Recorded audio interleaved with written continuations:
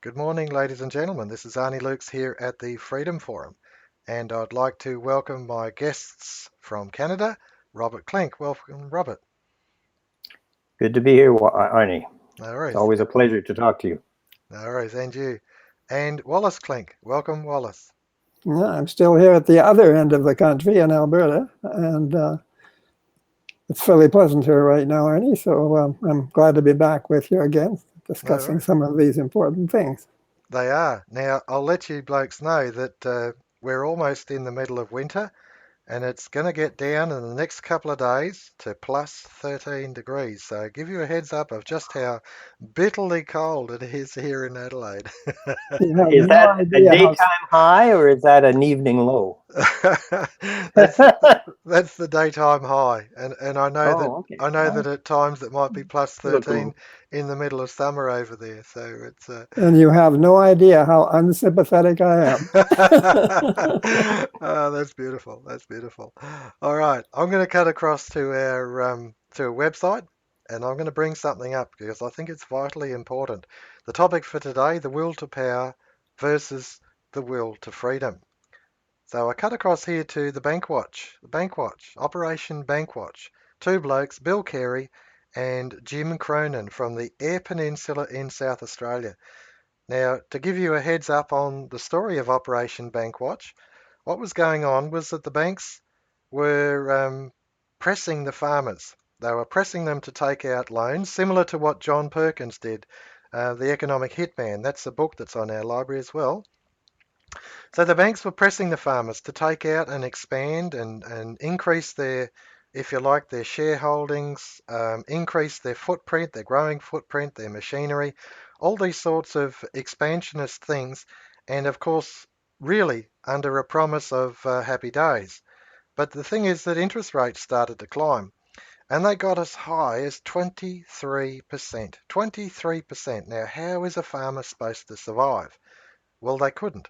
And the fact is that there were suicides weekly of farmers around Australia. There were foreclosures. There was families under enormous stress from this predatory policy of the banks. And so they had encouraged people to get into debt before they boosted the interest rates. Is that's that what exactly happened? right. That's exactly Yeah, right. that's predatory. Same scenario as the economic hitman, John Perkins, that, as I said, is on our website. You can read the book. I think the last 16 chapters he turns into a communist, but up till then, the book is actually quite good. So Bill Carey and Jim Cronin um, formed an action group. It was called Bankwatch, Operation Bankwatch. What they did was they went to the radio stations, they went to the newspapers, anywhere who was prepared to listen. And they presented the case of this predatory operation that the banks were involved in. They even went to politicians and as high as the governor of the state of South Australia. And the governor, who was I can't remember his name, but he's actually, it's listed in the document. The governor was sympathetic to what they were doing. And so the governor started to write some letters to the politicians in regard to the predatory nature of the banks. They only had one policy in Operation Bankwatch, and that was that any farmer who wished to stay on his farm, no matter what the circumstances, they would pursue avenues, all avenues until they were able to achieve that goal. Keep the farmers on the farm. Now, as a consequence of these exorbitant interest rates, the indebtedness of the farmers became irredeemable, and of course, the banks threatening foreclosure. In the end, what they did was they started to cancel the debts and renegotiate a new loan of which the farmers could manage. So their operation was successful for those, and it ended up spreading not only in South Australia, but also the other states of Australia. So it ended up spreading out, and there were Operation Bankwatches that were actually starting in other states. It was a successful campaign. It took everything that these two blokes had and others, but if someone was determined to stay on their farm as long as they could hold themselves together, then they achieved their objective. And to me, it's a good illustration. The will to freedom If you use the right tactics, the right political tactics, you're actually able to achieve some realistic targets. Okay, I'll open the floor for comments and perhaps illustrations of things that you've seen in your own part of the woods. Wally Klinck. Well, I think, Arnie, that would have been back in when? Would it be the 1980s, or when was it? 93. No, 93. Okay. Yeah, I know personally. I had a personal friend who very nearly lost her home on that account because the rates did go up, I think, to 22% or something like that. Mm-hmm. And she just came within a whisker of losing her home. She couldn't maintain the payments. Mm-hmm. So it was something that wasn't just it wasn't just confined to Australia at that time. But in any case, yes, that's what the banks do. It's an unstable situation because what they do is they really promote very, very brisk economic activity, which is all financed by debt, of course.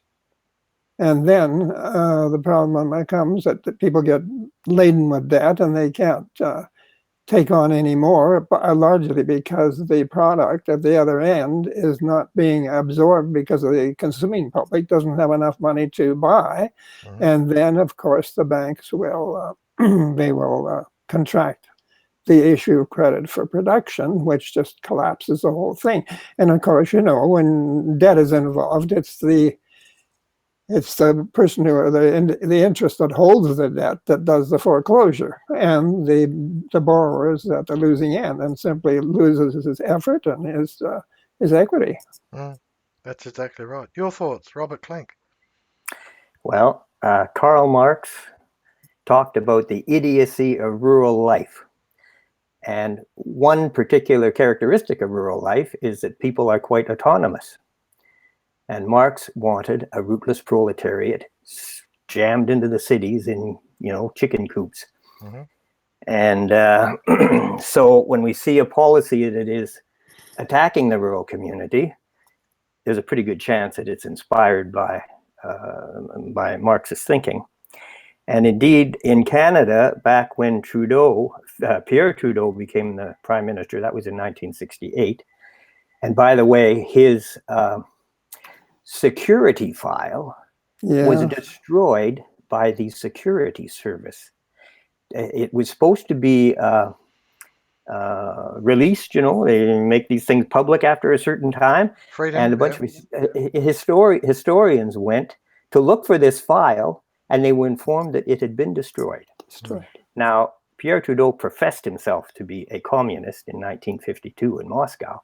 Mm-hmm. I don't know if he was or not. He was a very arrogant, smart alecky sort of individual. So I don't know what his real thinking was, but it's interesting that when he became prime minister, he appointed a minister of finance named Edgar Benson.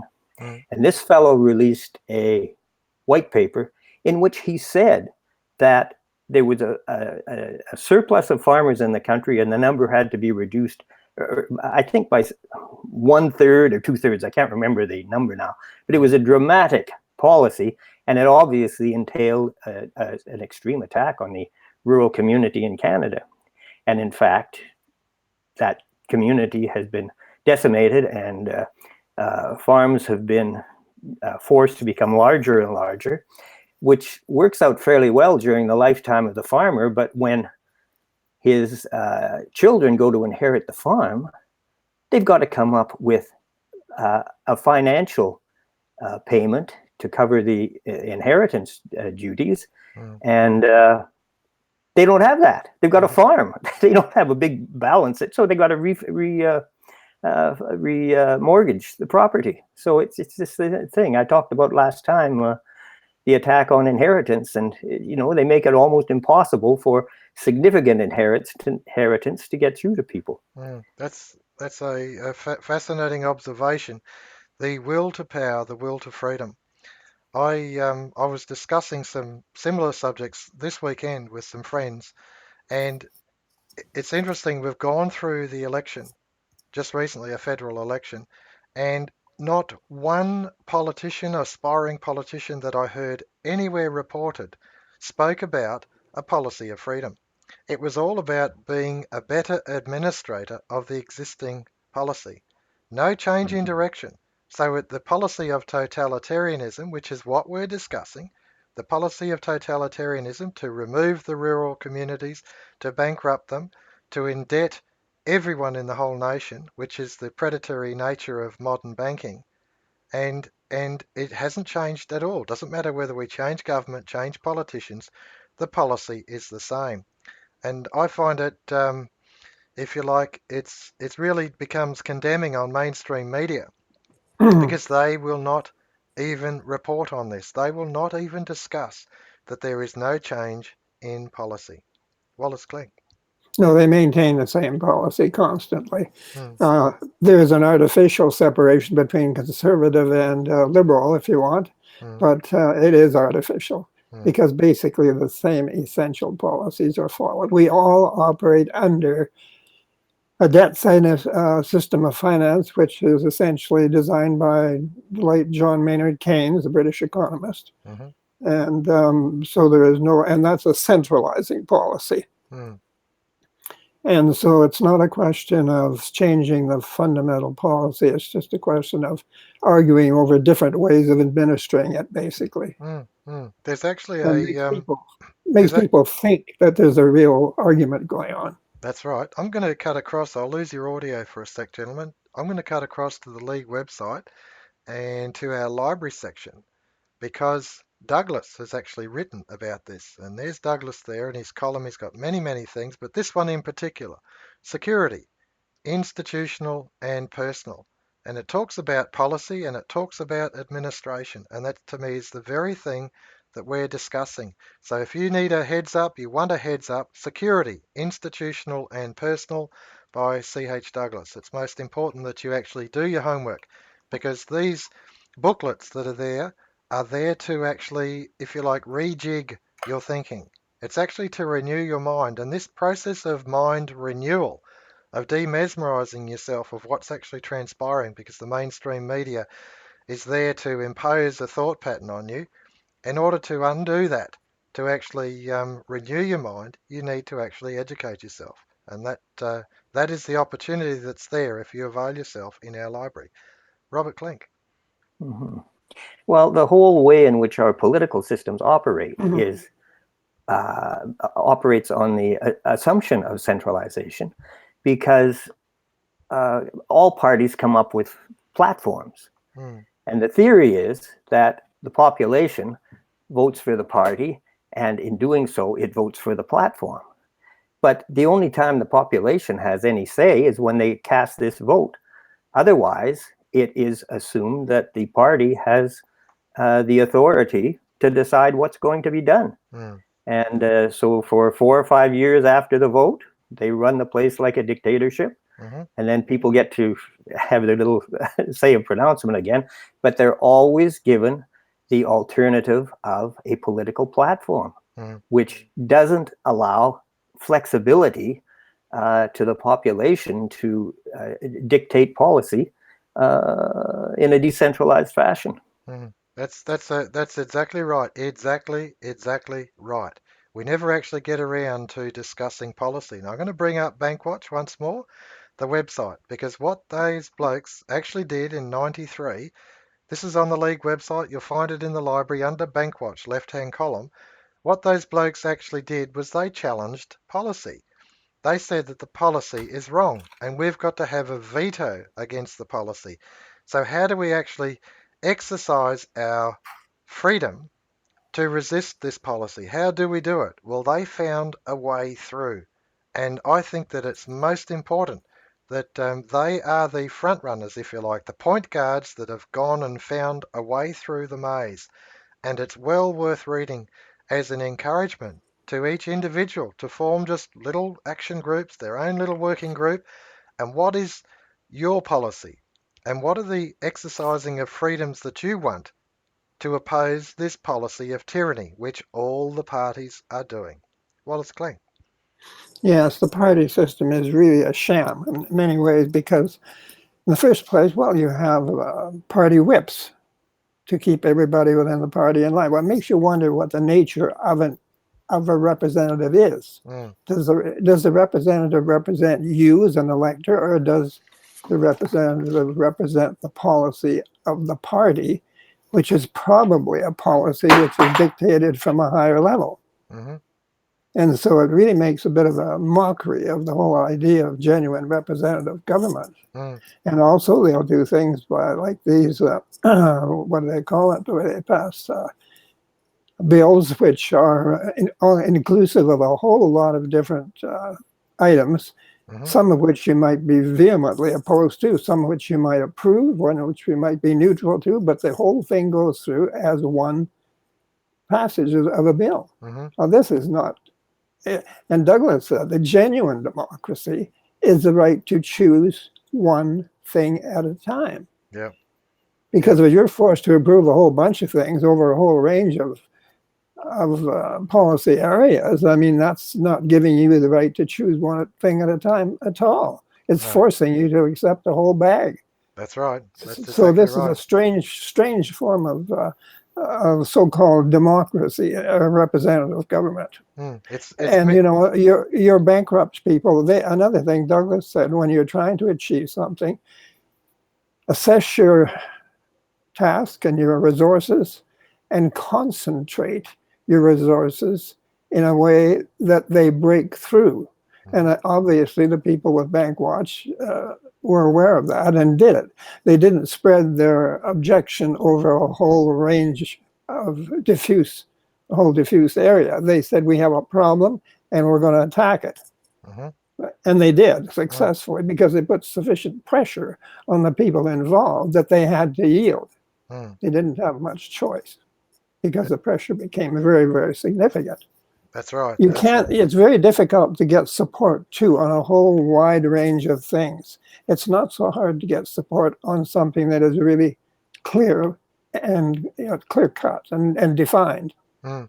But if you're going to approach people with a whole bunch of things, well, they won't know what you're talking about, or they won't go to the effort to try, or they won't agree and they will be fighting over this, that, and the other thing. You have to try to establish your objectives and obtain them one by one. Mm-hmm. Yeah, very important point, Wally. I know that the, if you like, the policy of freedom, and it has got many irons in the fire.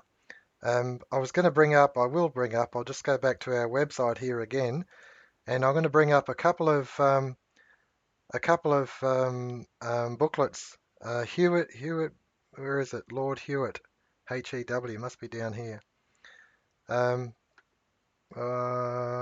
Hewitt, where are we? Hewitt of Berry, The New Despotism.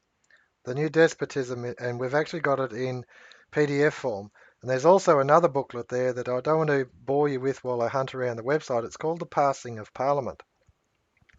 The New Despotism is essentially talking about the bureaucracy and also the party system, if you like, the executive within the party. And the passing of Parliament, it moves on further than that.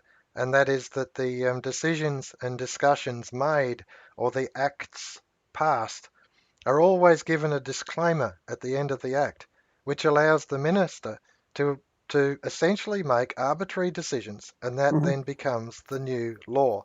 And so the courts are actually duty bound to uphold those arbitrary decisions as the new law. And so law is not stable. It's not something that you can have confidence in. And how the dickens are the police supposed to administer the law when it's in a state of transition? It's in a state of flux. And so the common law, common sense law, is not available for the community. These are deliberate, if you like, instruments to deconstruct our culture, our civilization, those things that we actually bind us together in agreement on. One thing I didn't say when we were talking about it, and that is that the preamble to the Australian Constitution, we the people, this is how it begins, we the people. It's an agreement of the Australian people. The Constitution belongs to the people, not the Parliament, not the High Courts, the people. And we move from that point. Robert Klinck. Well, in Canada, we have a Charter of Rights and Freedoms, which was allegedly a gift to us from this Pierre Trudeau, the self-professed communist who drove the farmers off their land. And it's got some fine principles in it, freedom of speech and rights to association and all this sort of thing. But at the end, there's a provision that it's all conditional upon being consistent with the principles of democracy. Well, a communist believes in democracy, but his concept of democracy is probably very different from ours. So it just takes all the effect out of the principles, because you don't know how this condition applies to all the fine freedoms that are guaranteed to the people. So that was an interesting thing there. But a lot of people allege that those who argue that there is some sort of a purpose behind the centralization of power, that there are actually people conspiring to do this, are paranoid. But I have here a very interesting book. It is, oops, can I get it on here? Yeah. It's the Autobiography of David Rockefeller. Not a biography, an autobiography. And on page 405 of this book, he says, "Some people believe we, his family, are part of a secret cabal working against the best interests of the United States, characterizing my family and me as internationalists and of conspiring with others around the world to build a more integrated global political and economic structure. One world, if you will. If that is the charge, I stand guilty and I am proud of it." So you can see that his intention is to centralize power. And he was a man who had vast control over two essentials for modern civilization, which are finance and oil. I think he had a lot of other interests as well. So he's using his control over these resources as leverage to centralize power. And he candidly admits it, even saying that he's part of a secret cabal working against the best interests of the United States, his country, the country in which he was born. I can't understand how he could say that and not become a pariah at a minimum and be arrested at a maximum. Right. It sounds utterly treasonous, doesn't it? It does. It does. And I will point out that was it Nelson Rockefeller who became the vice president of the United States without ever having sat for election. I think as he worked his way through, I think there was it Nixon, Ford, something like that, and then he became vice president. It was a moving of seats.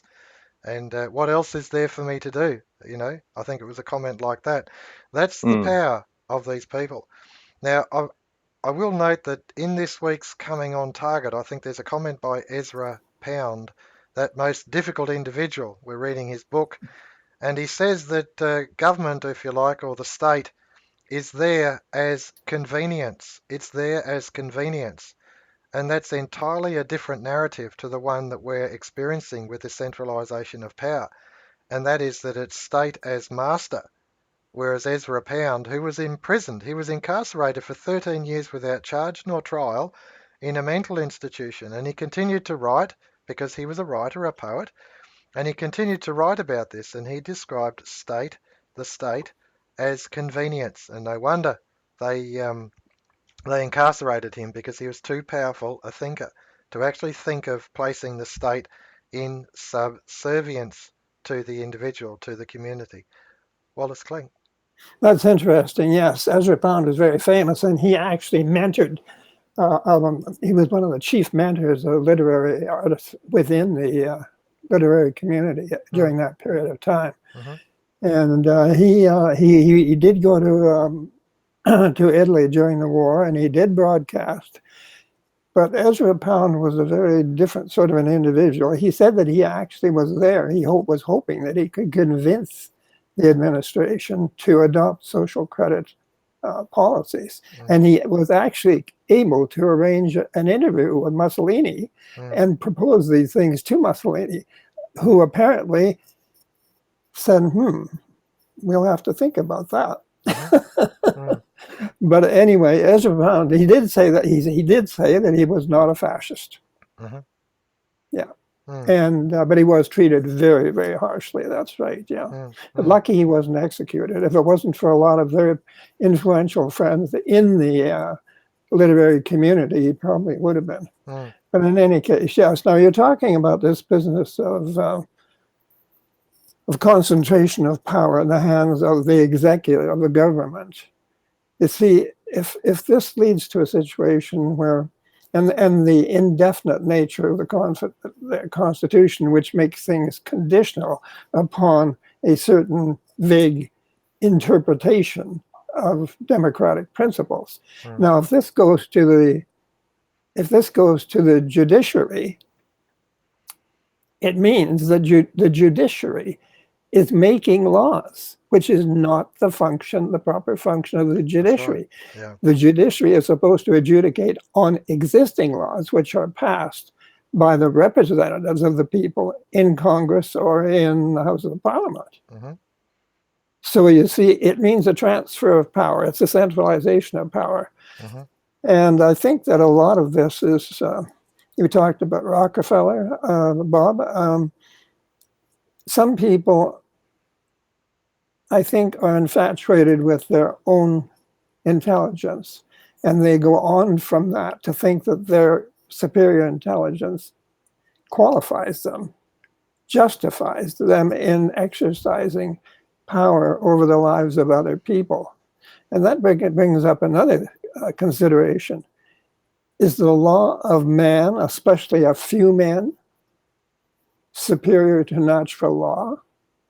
I mean, we were created before man created man's laws. And I think that it's a bit of a jump to assume that natural law does not prevail over these rules and regulations that men dream up, because some of them are really not very just or very equitable or very sensible. And it becomes a matter of power. Do the people have the power to eject or to expel or to get rid of representatives who are not representing their best interests? Or is the power to remain with them so that they can impose a policy upon the people? Now, if freedom is the right to choose one thing at a time, then obviously individuals have to have that freedom, which means that we should have minimal government, mostly as non-intrusive government as possible. We should have government only to deal with the most essential things that it is difficult for individuals to do without colluding with each other. So, and the Marxist idea, they don't believe in God, which means they don't believe in natural law in that sense. They believe in their supreme intelligence, their planning capacity, their power, and they justify their power by what they claim is their superior ability to determine for society what is appropriate. And this is a very dangerous thing. It can lead only to one conclusion, and that is tyranny or dictatorship. Because people who think like that will continue to think like that, and they will continue to centralize power because they do not respect the lesser intelligence of the masses. And I might add that in that tyranny, of course, has been demonstrated every time there is tyranny, is any objection results in execution. It results in purges. And under the Soviets, it was something like 60 million, and under the Chinese, something like 90 million. I mean, the numbers are horrendous. Solzhenitsyn points out in his view that it was possibly as much as 200 million. Now, the mindset that your own people, your own flesh and blood, you might have different points of view, but to a point where you have to liquidate anyone who thinks differently. And when we look at this, this is where the policy takes us. This is where centralization takes us. It takes us back to the Caesars. It takes us back to the tyrants of old. Anyone who gets in the way is just liquidated. And power without responsibility. Without responsibility. They're not held accountable. Now, the executive branches of the government, the executive branches of industry, of the pulpit, Are they held accountable? I don't think so. I think that they actually consider themselves above the law. And I think that that is so wrong. Now, 1215, the king was forced to yield to the law, the common law of the land, and his seal had to be applied. He resisted. The Pope annulled that, but it was restated again and again until it was finally overcome. That particular campaign took 200 years, and it's taken us a further 800 years to lose it. To lose it. We really have lost all of those freedoms that were seized for us, were won for us by Magna Carta. We have to rethink it. And it comes back to, how do we even begin? You look to Bankwatch. It's a very good starting point. I'm going to call for closing comments because we're already after the half hour, but this is a most interesting discussion. So closing comments, Rob, and if you've got further to say, Robert Klinck. Well, the characteristic of these people who don't see any limitation to what they can do to their fellow man is arrogance, and they're led to it naturally because, as my brother has said, they don't recognize natural law, and they don't recognize what some might call logos, which is that there is an order in the universe. And the function of using of our intelligence is to ascertain this logos, to learn about it, and to follow it, to respect it, in order to enjoy successful lives. But these people assume that all there is to know about the universe is in their heads. They know, and they don't have the discipline of trying to learn from their environment. So they develop a tremendous arrogance, and this is what leads to their lack of concern for their fellow man, and to abuse without any compunction, without any feelings of responsibility or regret. I remember I used to work in the House of Commons in Canada, and when I got in there, parliamentary or ministerial responsibility was a big thing, and ministers used to have to resign for what I considered to be very trivial pretext sometimes, but they respected that principle, even in the 1970s under Trudeau, amazing socialist leader. But as far as I can see, that principle is gone. And when that principle is gone, the whole nature of Parliament has changed, and we have lost a tremendous protection against this concentration of power. Thank you, Robert. Closing comments, please, Wally Klinck. Well, I don't want to pontificate, but I was surprised the other day. I met a lady, and she said, Christianity is the only religion that doesn't force you to do something. It's left to you to make up your own decisions. And I think that, to be honest with you, in spite of its failures or the failures of the people who professed it, it has played a major role in our particular Western civilization, because we have valued the individual, the rights of the individual, recognizing that we are mortal and we are limited, and we really are not qualified to dominate somebody else's life. Everyone has a right to their own opinions, to the right to express those opinions, and for people to hear them and try to make up their minds to their validity. So it is a matter of respect. And that is, again, an expression of love for your fellow man, because you're willing to allow the person, or to recognize the rights of the person in natural law to freedom. So I think that Christianity has played a major role. You mentioned it actually yourself in the development of Western law and forms of government, Trinitarian forms of government, and that's the form of government that balances off different power elements so that none overcomes the other. And so it's we've made efforts to try and accommodate the idea of freedom for the individual, and we haven't always been successful, but I think we've been much more successful than former experience or even other current experiments in government. Thank you for that, Wally. That's beautifully put. The policy of freedom, which is outworked, we call it social credit. You can call it Christianity. It's all the same thing, the policy of freedom. Thank you, gentlemen. This is Arnis Luks at the Freedom Forum, and we'll catch you next time. Cheers, ladies and gentlemen.